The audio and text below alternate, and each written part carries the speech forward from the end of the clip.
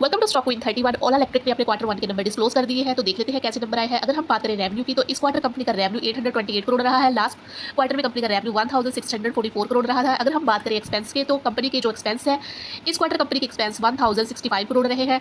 Last quarter company के expense 1849 crore रहे हैं। तो हमें एक्सपेंस क्वार्टर और क्वार्टर थोड़े कम होते हुए देखने को मिले हैं। अगर हम बात करें कंपनी के प्रॉफिट की, कंपनी ने प्रॉफिट तो किया नहीं, कंपनी ने लॉस किया है। तो यहाँ पर मैं आपको बताना चाहती हूँ, जी जो ओला इलेक्ट्रिकल की कंपनी है, इसने क्वार्टर वन में 428 करोड़ का घाटा हुआ है, जबकि पिछले साल इसी तिमाही में कंपनी ने 347 करोड़ का नुकसान था, यानी कि घाटा इसका 23% से बढ़ते हुए हमें देखने को मिला है। इसके अलावा अगर हम बात करें ईपीएस की, तो इस क्वार्टर कंपनी का ईपीएस 0.97 था, लास्ट ईयर 0.95 था।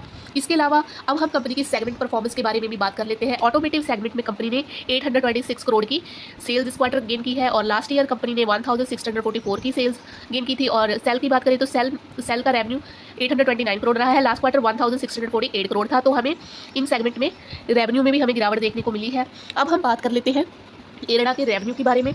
तो जो एरेडा का रेवेन्यू है, इस तिमाही जो एरेडा का रेवेन्यू था 828 करोड़ रहा, जो कि पिछले साल 1044 करोड़ थी, यानी लगभग हमें 50% की गिरावट देखने को मिली है। लेकिन पिछली तिमाही की तुलना में ये 35% की बढ़त भी हमें देखने को मिली है। क्वार्टर फाइनेंशियल ईयर 25 में ये 611 करोड़ ही इसने कमाए थे। अगर हम बात करें इसके मार्जिन और कैश फ्लो से बारे में, तो इसके मार्जिन और कैश फ्लो में एक खबर देखने को मिली है। ओला ने बताया है कि ऑटो ग्रोस मार्जिन बढ़कर 25.6 हो गए हैं, जो कि पिछली तिमाही में सिर्फ 13.83 थी। जून महीने में ऑटो सेगमेंट का अबीटा भी पॉजिटिव हो गया, कैश फ्लो की हालत भी सुधरी है। कंपनी का कहना है कि जल्द ही ऑटो सेगमेंट में कैश पॉजिटिव हो जाएगा।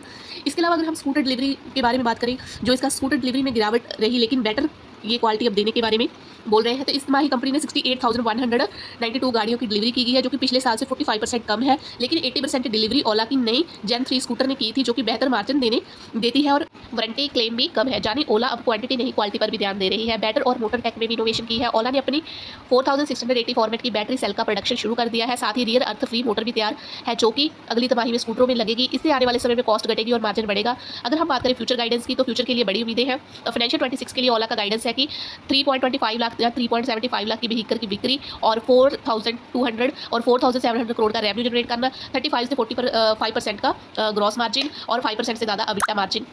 तो दोस्तों, दिखने में ओला का नुकसान जरूर हुआ है, लेकिन अंदर से कंपनी की हालत पहले से कहीं ज़्यादा मजबूत हो गई है। इनोवेशन, मार्जिन सुधार और पॉजिटिव कैश फ्लो की तरफ बढ़ते कदम, यही वजह है कि इन्वेस्टर ने इस घाटे वाले रिजल्ट का भी अच्छी तरीके से सेलिब्रेट किया है। आपका क्या मानना है ओला इलेक्ट्रिकल को लेकर?